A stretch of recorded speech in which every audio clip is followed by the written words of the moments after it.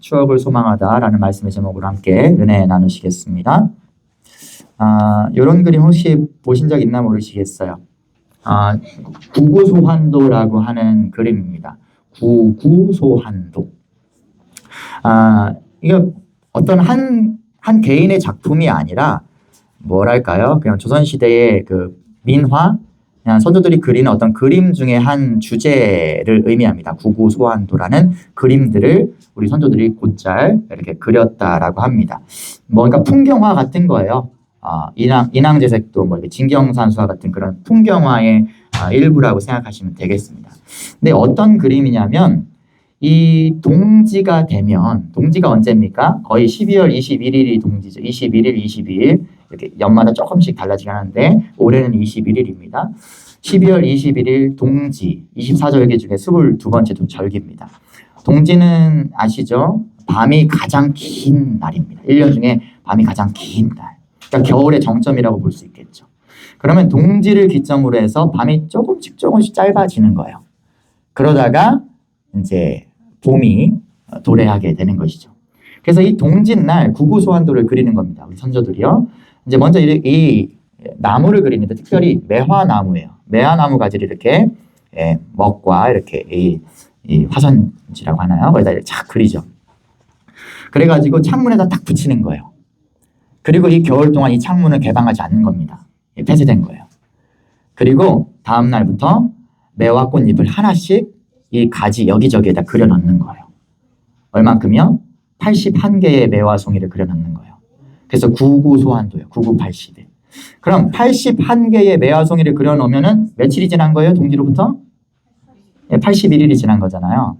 그러면은 이 구구소환도가 완성되면은 이 그림을 착 뜯어내고 창문을 탁 여는 거예요. 그러면 창문 앞에 실제로 피어 있는 매화 꽃을 보게 되는 것이죠. 그러니까 기나긴 겨울을 이겨내기 위한, 그리고 다시금 봄을 소망하기 위한 어떤 선조들의 지혜라고 할 수 있겠죠. 예, 그렇게 우리 선조들이 구구소환도라는 그림을 그리며 겨울을 이겨내고 또 봄을 추억하고 봄의 새 소망을 가지며 하루하루 그렇게 보냈다라는 것입니다. 자, 제가 왜 이런 이야기를 시작하냐면 우리도 이제 그런 겨울을 이제 시작하지 않았습니까? 눈이 왔어요, 오늘. 제가 어제 열심히 제설했거든요. 어제 그냥 이사하느냐고 제설도구를 구비하지 못해서 어제서야 비로소 제설도구를 구비해서 열심히 싹 다 치웠는데 오늘 아침 보니까 아주 그냥 한가득 쌓여 있어서 아주 뿌듯했습니다. 네, 그렇게 우리는 이제 이 겨울을 지나고 있습니다. 하지만 우리는 겨울을 지나면서 끝났다라고 생각하지 않죠. 다시금 추억을 소망합니다. 봄의 추억을 소망하면서 다시금 다가올 봄을 또 기다리는 것이죠. 우리는 늘 무언가를 기다리며 소망하며 사는 존재들입니다. 그 기다림의 소망이 없다면 우리는 살 의미를 아마 잃어버리게 될 거예요. 그런데 우리에게는 아주 특별한 기다림의 소망이 있습니다. 오늘 그것에 대해서 이야기하고자 합니다. 그리고 또한 우리는 교회력 절기로서 기다림의 계절을, 이 대림절을 또 지내고 있죠. 자, 그래서 오늘 대림절 맞이해서 그러한 주제로 한번 예수님의 그 오시는 그런 즈음의 스토리들을 가지고 함께 말씀 나눠보려고 해요. 자, 바야흐로 예수님께서 탄생하신 뒤의 일입니다. 지금 아기 예수님이에요. 갓난 아기 예수님이에요. 근데 이 율법에 의하면 태어나고 나면 특별히 첫째 그리고 아들은 하나님께 성별해서 드려야 됩니다. 오해하지 마세요. 뭐 인신공양, 인신제사 이런 거 아닙니다. 그냥 하나님께 의미적으로, 상징적으로 이 아이는 하나님의 것입니다. 첫 것은 하나님의 것입니다. 이런 의미로 성전에 가서 하나님께 제사 드리면서 이 첫째 아들을 하나님께 드리는 거예요. 예, 당신은 드려진 아들입니다. 첫째 아드님. 예, 그런 의미를 가져요. 성경에서 항상 첫 것은 하나님의 것이다. 그런 의미를 갖습니다. 특별히 이 마리아와 요셉에게도 예수님은 첫째 아들이죠, 당연히. 예, 동정녀였잖아요. 예, 다른 아들 없습니다. 첫 번째 아들입니다. 그러니까 율법대로 하나님께 드리고자 이제 성전에 올라가는 거예요. 아기 예수님 입장에서는 첫 번째 성전 방문이 되는 것이죠. 한 40일 정도 지난 다음에 이 일을 합니다. 왜냐하면 율법상 이제 여성이 이제 출산을 할 때 하혈을 하잖아요. 피를 흘린 여성은 이제 부정하다라고 이제 여겨지기 때문에 이제 이 부정한 게 깨끗해지기까지 40여일 정도의 어떤 그런 정결 예식 기간이 필요합니다. 그래서 아기를 낳은 뒤 거의 40일 정도 뒤에 아기 예수님을 안고 지금 성전에 방문한 것이죠. 그러니까 예수님이 지금 태어난 지 40일 된 거예요. 사실 뭐 한국 사람들은 100일 이전에 안 내보내긴 하지만 뭐 미국 사람들은요, 뭐 이 주먹덩이만한 데 데리고 다니더라고요. 근데 아무튼 간에 예수님도 지금 40일 만에 출타하셔서 성전에 가셨습니다. 그런데요, 그들이 이제 하나님께 드릴 희생 제물이 필요한 거예요. 이 첫 아들을 그냥 드리는 게 아니라 아들 자체를 드리는 게 아니잖아요. 아들을 대신하여 하나님께 드릴 희생 제물이 필요합니다. 하나님께서 어떤 걸 드리려고 하셨냐면 1년 된 새끼 양, 흠없고 점없는, 그리고 어떤 장애도 없는 깨끗한 1년 된 어린 양을 잡아 바쳐라 라고 하셨어요. 그런데 비싸요, 사실은. 양은 너무 비싸요. 그래서 이 하나님께서 얼마나 친절하신지, 얼마나 너그러우시고 얼마나 우리를 보살피시는지 가난한 사람들을 위해서 다른 법을 제정하셨어요. 가난한 사람들은 양을 잡아 드릴 수 없는 형편인 사람들은 산비둘기 한 쌍이나 집비둘기 2마리를 가지고, 어린 집비둘기 2마리를 가지고 바쳐라. 이거는 아주 값싼, 시장에서도 그냥 한 마리 사면 덤으로 한 마리 더 주는 그런 이제 짐승이거든요. 가난한 사람들은 그렇게 바쳐라. 그것으로 대신할 수 있다라고 이렇게 율법을 제정하셨어요. 그러면 이 마리아와 요셉은 어떤 제물을 드릴까요? 어떤 제물로 이 첫 아들, 너무나 귀하디 귀한 이 첫 아들을 위한, 심지어 막 예언까지, 수태고지까지 받았어. 하나님의 아들이라는 임마누엘, 이런 수태고지를 받았는데 이 아들을 위해서 어떤 제사물을 바칠까요? 마리아와 요셉. 그러니까 뭐 우리가 흔히 마리아와 요셉 엄청 가난했다 뭐 이런 생각을 합니다. 근데 목수라고 그 당시 무조건 가난한 게 아니에요, 여러분. 옛날에 제가 코미디 프로 어떤 거 생각납니다. 그 어떤 불량 청소년이 이제 파출소에 여기 잡혀왔어요. 나쁜 짓 해가지고. 그래서 막 순경이 막 혼내는 거야. 이놈의 자식, 이 어린 놈이 왜 이렇게 나쁜 짓 하고 말이야. 너네 어머니 뭐 하시는데 임마, 네가 이러고 있어. 그러니까 이 불량 청소년이 우리 엄마 구두 닦는데요. 그러니까 더 혼내면서 막 순경이, 너 어머니가 그렇게 고생하면서 구두 닦고, 그거 너네 입에 풀칠이나 하겠어. 그렇게 힘들게 돈 버시는데 네가 이렇게 나쁜 짓 하면 돼. 그러니까 이 아들이 월 4천 찍으시는데요. 그러니까 그런 어떤 코미디 프로가 기억이 나요. 그러니까 구두 닦는다고 해서 무조건 돈을 못 버는 거 아닙니다. 목 좋은 데서 장사하시면 잘 벌 수 있어요. 그러니까 목수라고 무조건 가난한 게 아니에요. 근데 지질이도 가난했나 봐요. 네. 여러분, 그리고요, 생각해 보세요. 아무리 가난한 부모라도 첫 아이, 너무나 귀한 그 당시 얼마나 남아소동 사상이 강했습니까? 심지어 첫 아이인데, 수태고지까지 받은 아들인데, 그러면은 빚내서라도 하잖아요. 제가 우리 첫 아이를 위해서는 빚내서라도 그 뷔페 잡아가지고 돌잔치 했거든요. 그렇게 하잖아요. 예. 무리해서라도 좋은 거 하기 마련인데, 아기 예수님을 위해서 마리아와 요셉은 뭐 드렸나? 오늘 말씀 보니까요. 24절 보니까 산비둘기 한 쌍이나 혹은 어린 집비둘기 2로 제사하려 함이더라. 이미 준비했어요. 예, 비둘기 2마리 준비했습니다. 정말 가난했나 봐요. 정말로 가난하고 천하고 없이 살았던 것 같습니다. 그럼 저는 여기서 무엇을 생각해 봤냐면, 어지간하면 그래도 양 잡을, 일생에 한 번이잖아요. 이 아들을 위해서 일생에 딱 한 번 하는 제사잖아요. 너무 의미 있고 귀하잖아요. 그러면 정말 힘들어서 빚내서라도 할 텐데 이렇게까지 하는 거 정말 힘들고 가난했구나. 정말 예수님이 정말로 낮고 천한 자리로 오셨구나라는 생각을 해봐요. 요즘 뭐 금수저, 흑수저 이런 얘기 하잖아요. 흑수저 중에서도 그냥 흑수저, 그냥 시궁창 푸는 그런 흑수저로 오셨구나. 예. 그러니까 사랑하는 여러분, 혹시 우리 처지를 원망하냐라는 거예요. 나의 나됨, 나의 환경, 나의 가정, 나의 자녀, 나의 배우자, 뭐 이런 것들에 대해서 우리가 원망하는 마음이 있습니까?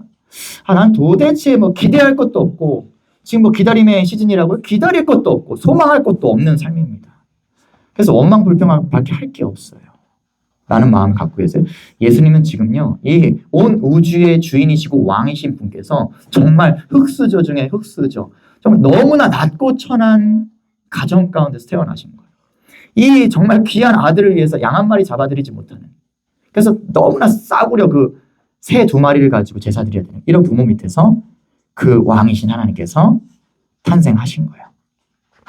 요즘 저는 이런 생각 해봅니다. 요즘 젊은 친구들이 그분들을 뭐 비난하거나 잘못했다라고 할 생각은 없지만 그 사람들의 아이디어 속에는 왜 결혼 안 하고 출산 안 하냐라고 했을 때 내 자식 호강시켜줄 자신 없어서요.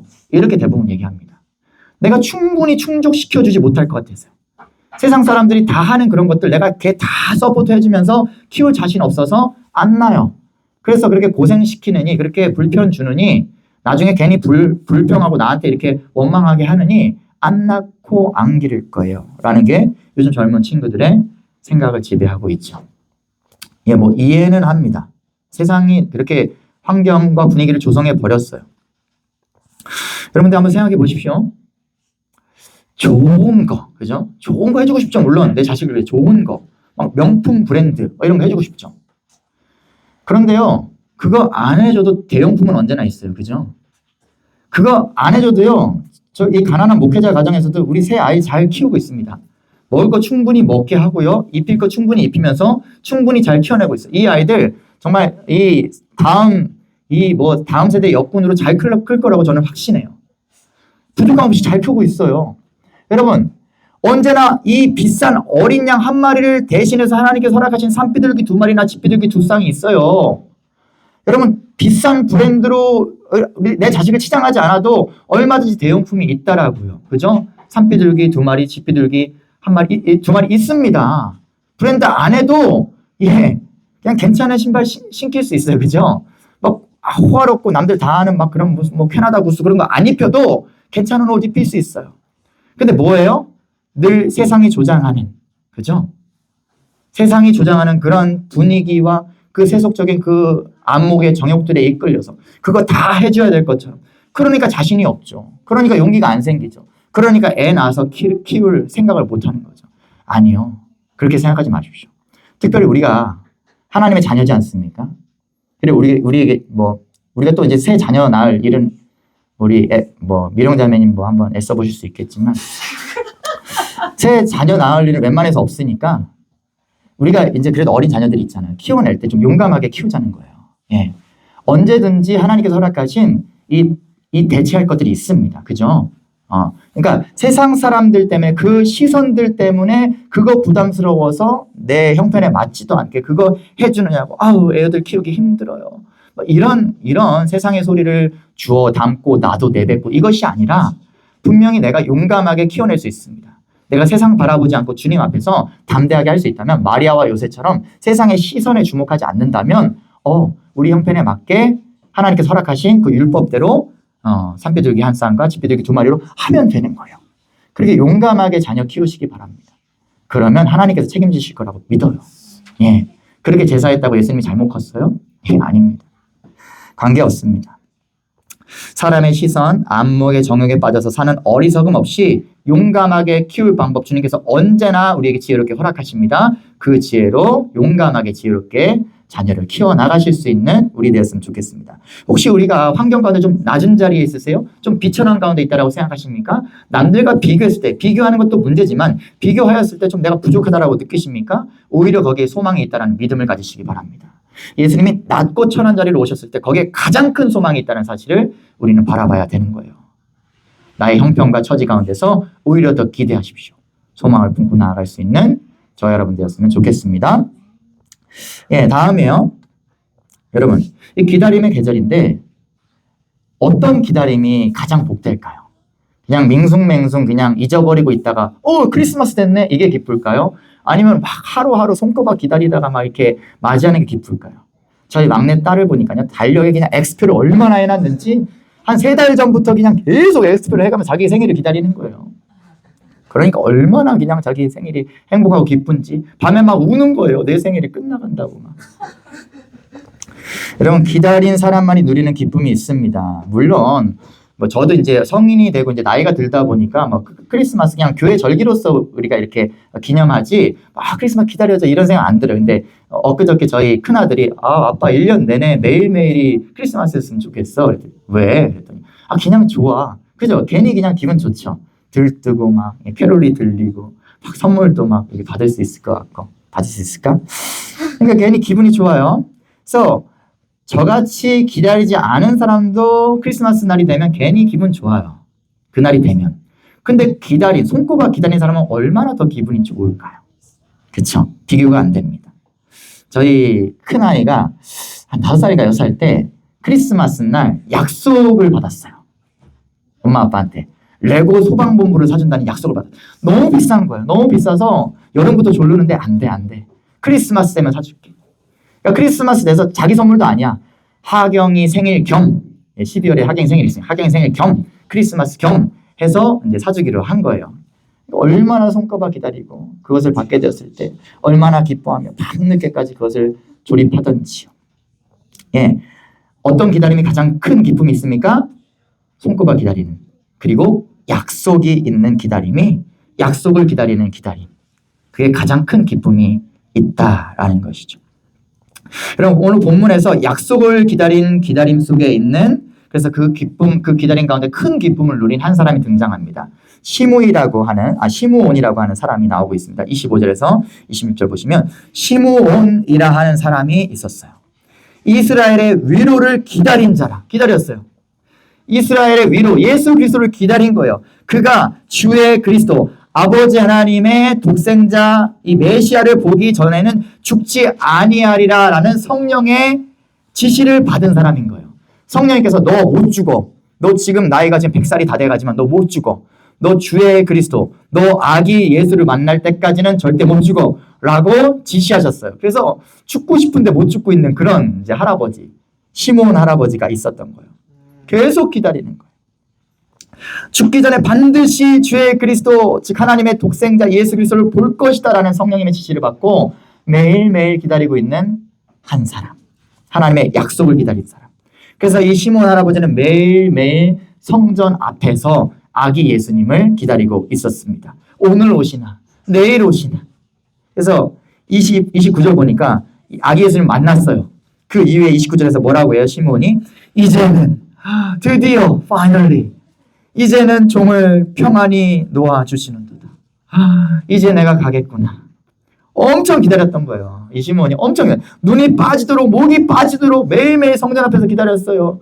눈이 오나 비가 오나, 물론 그 지방은 눈이나 비가 잘 안 오긴 하지만 아무튼 그냥 막 독감이 걸려가지고 아유 아버지 어디 가세요? 이 몸으로 어디 가세요? 밖에서 객사하세요. 나가지 마세요 해도 안 된다. 오늘도 나가야 된다. 언제 오실 줄 모른다. 그러면서 성전에 매일매일 궂은 날씨에도 나와가지고 예수님을 기다렸던 거예요.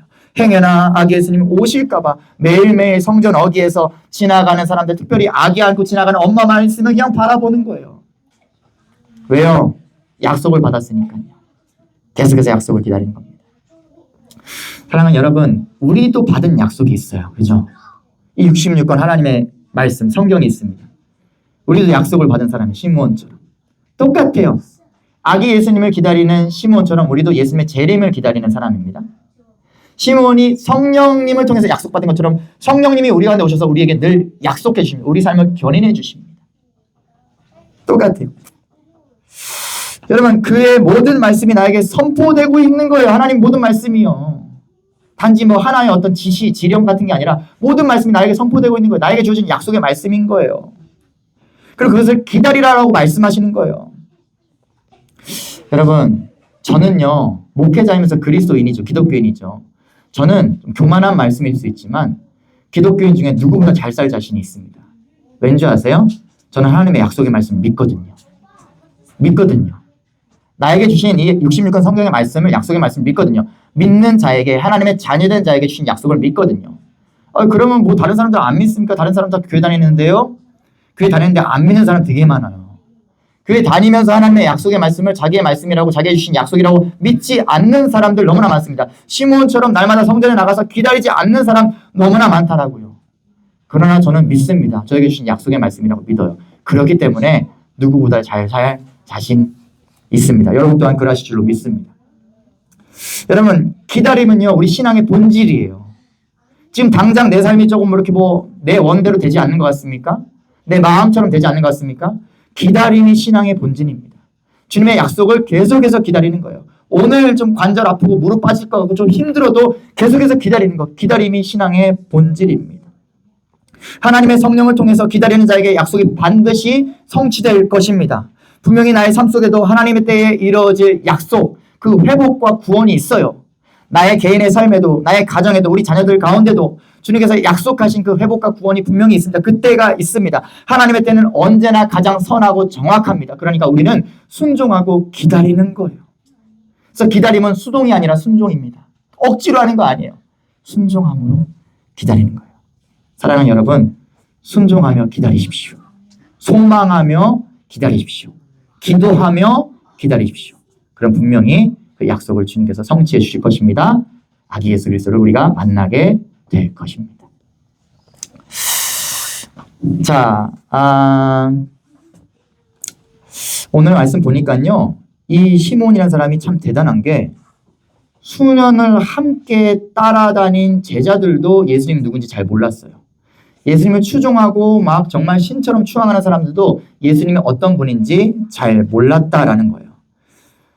그저 자기 민족을 구원할 민족적인 메시아, 정치적인 메시아, 로마로부터 우리를 건져낼 어떤 그런 강력한 지도자로 여겼어요. 세상의 왕이 될 줄 알았어요. 예수님 완전히 오해하는 거예요.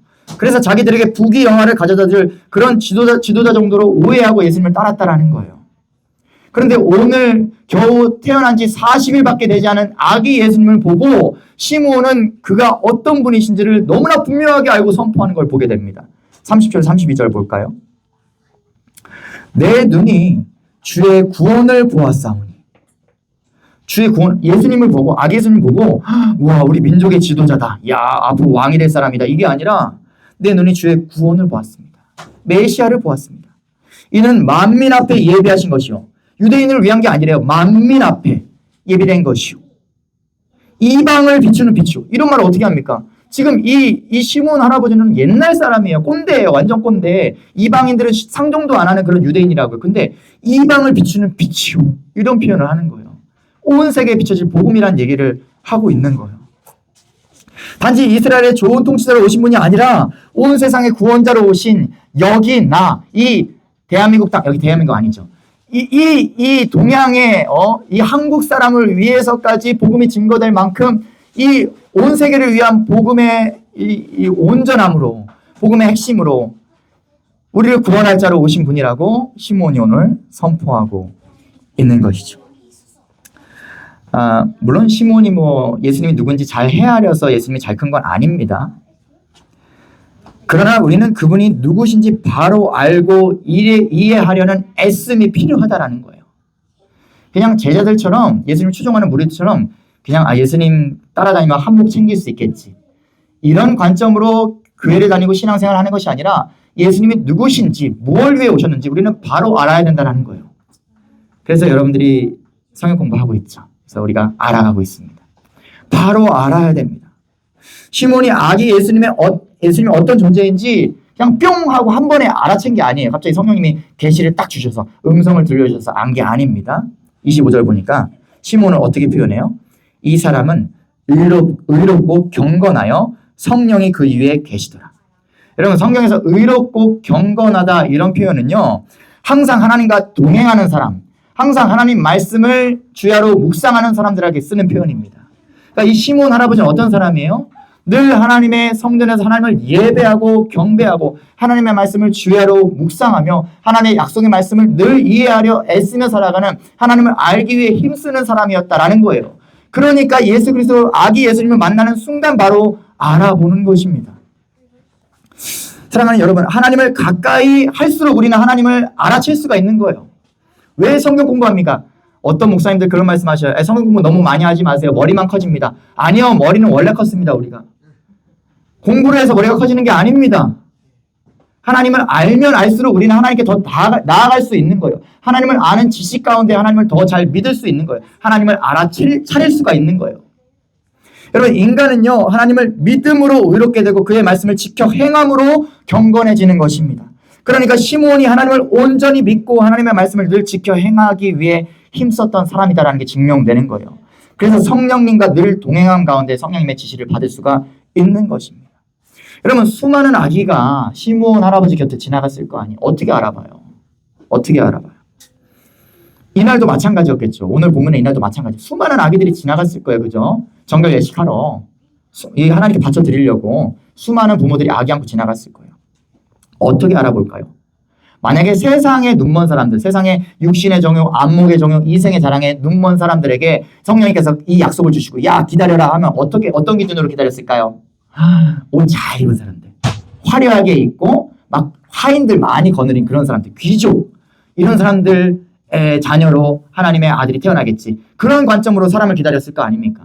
그 가난해가지고 제사물도 제대로 구분 못해서 산비둘기 한 쌍이 집비둘기 두 마리 가지고 온 그 마리아와 요셉을 거들떠나 받겠어요? 그런 세상적으로 가득 차 있는 사람이라면 이 시므온이 하나님을 늘 가까이 하고 하나님 말씀을 묵상하며 하나님을 알기 위해 힘썼고 성령님에 사로잡혀 사는 사람이었기 때문에 바로 알아볼 수 있었다라는 것입니다. 하나님의 마음을 세심하게 헤아리는 사람. 그러니까 어떤 신비스러운 일이 나에게 일어나기를, 어떤 그냥 복권 같은 게 당첨되기를, 나에게 이득을 주는 어떤 하나님의 능력이 나에게 임하기를, 이런 거에만 관심 있는 사람이 아니라 하나님의 마음을 살피고 헤아리고 이해하기 위해서 날마다 하나님을 삶 가운데 모셔드리고 동행하는 사람, 그런 사람이 삶 가운데서 하나님을 발견할 수 있습니다. 예수 그리스도를 발견할 수 있습니다. 여러분, 하나님께서는 자신을요 늘 초자연적이고 신비로운 현상 가운데 자신을 계시라는 게 아니에요. 아니, 오히려 줄곧 자주 빈번히 내 주변의 사람들을 통해서 자신을 계시하십니다. 내 주변에 있는 사람들을 통해서 자신을 드러내셔요. 그리고 내 주변의 환경을 통해서 자신을 드러내셔요. 그러니까 우리가 하나님을 만나기 원한다면, 하나님을 체험하기 원한다면, 하나님께서 내 삶 가운데 임하시기를 원한다면 더욱 어떻게 해야 됩니까? 깨어서 살아가야 돼요. 더욱 깨어서 하나님 말씀 묵상하며 일상 가운데서 하나님을 찾기 위해서 눈 동그랗게 뜨고 살아가야 된다는 것입니다. 그럴 때 우리는 하나님 만나는 거예요. 하나님 삶 가운데서 체험하는 것입니다. 사랑하는 여러분, 하나님은 더 잘 알기 위한 모든 행동을 총동원하시기 바랍니다. 일상 가운데서 큐티 하시고요. 말씀 묵상하시고요. 지금 하시는 것처럼 성경 공부 계속해서 함께 하시고요. 기도하시고요. 어떻게든 그냥 하나님을 더 잘 알기 위한 그런 모든 방법들을 총동원해서 내 삶 가운데 하나님이 더 임하시기를, 깃드시기를, 내가 더 하나님 만나기를. 저 사람 만났는데 예수 그리스도 만난 것 같은 거야. 저 새로운 친구를 만났는데 와, 예수 그리스도 만난 것 같은 거야. 어떤 모임에 갔는데 와, 천국을 경험한 것 같은 거야. 어떻게 이런 게 가능해져요? 내가 늘 그렇게 하나님을 알아가기 위해서 애쓰는 삶을 살아갈 때요. 사랑하는 여러분, 이제 말씀 마치는데요. 그렇다면 우리가 더욱 기대하고 소망해야 될 건 뭘까요? 세상 사람의 소망은 늘 새로운 것일 겁니다. 새로운 거. 그죠? 내게 없는 것을 세상 사람들은 소망해요. 나한테 없는 거. 나한테 없는 게 뭘까? 새로운 거. 나를 설레게 하고 내 도파민을 이렇게 터뜨려주는 그런 게 뭘까? 늘 그런 걸 기대하고 소망하면 그런 걸 기다리지. 지금 내 결핍, 내 부족함을 채워줄 그게 뭘까? 그러나 그런 세상 사람들의 기대는요, 그런 세상 사람들의 소망은요, 기쁨이 되기보다, 진정한 기쁨이 되기보다 실패와 좌절과 이 상처가 되기가 너무나 큽니다. 왜냐하면 세상적인 소망과 기다림은 선한 것이 아닐 때가, 하나님의 것이 아닐 때가 너무나 많거든요. 단지 육신의 정욕과 안목의 정욕과 이생의 자랑일 때가 너무나 많거든요. 그래서 늘 내게 없는 새로운 것, 나한테 없는 것, 나한테 결핍된 것, 그것만 찾잖아요. 그게 참으로 기쁨이 될까요? 채워졌을 때 아니요. 허무합니다. 오히려 상처가 돼버릴 때가 많아요. 그러나 우리가 기대하고 소망해야 될 건 뭡니까? 우리 예수의 사람들이 기대하고 소망해야 될 게 뭡니까? 우리가 기대하고 소망해야 될 건 사실상 새로운 게 아닙니다. 원래부터 있던 거예요. 아까 우리 찬양했죠. 지으신 그대로, 처음에 창조하신 그 에덴의 모양 그대로 회복하신 우리의 창조주 그리스도. 그분이 회복하신 건요, 새로운 게 아니에요. 이 땅에 없던 게 아니에요. 원래 있던 거예요. 처음부터 있던 거예요. 그래서 우리는 그 추억을 소망하는 겁니다. 믿는 자의 소망은 언제나 하나님의 추억과 함께하는 거예요. 하나님이 처음에 창조하신 그 복을 다시 회복하시길 원하시는데 우리한테 야, 그거 다시 회복하고 싶다. 내가 그 추억하는 그 아름다운 거, 그 아름다운 봄날과 여름과 그 가을의 그 풍성함, 그거 다시 내가 이 겨울에 회복하고 싶다라면서 이 겨울을 보내게 하시는 거예요. 그래서 우리는 새로운 걸 기대하는 게 아니라 이미 알고 있는 그 추억을 소망하며 나아가는 것입니다. 이미 알고 있는 이 66권의 성경을 바라보며 나아가는 것입니다. 이미 우리에게 주어진 예수 그리스도로 인하여서 그의 십자가와 부활을 인하여서 이미 성취된 것을 다시 바라보며 소망하는 것이 우리의 참다운 소망이라는 거예요. 우리의 참다운 기다림이라는 거예요. 계속해서 그 하나님의 추억을 소망하는 것입니다. 사랑하는 여러분, 추억을 품고 소망을 기다리십시오. 추억을 소망하십시오. 이 계절에 예수 그리스도의 소망을 품고 눈 동그랗게 뜨고 주님의 내 삶 가운데 임하심을 기대하고 기다리시는 저 여러분 되었으면 좋겠습니다. 함께 찬양하며 마음 가운데 결단하시겠습니다.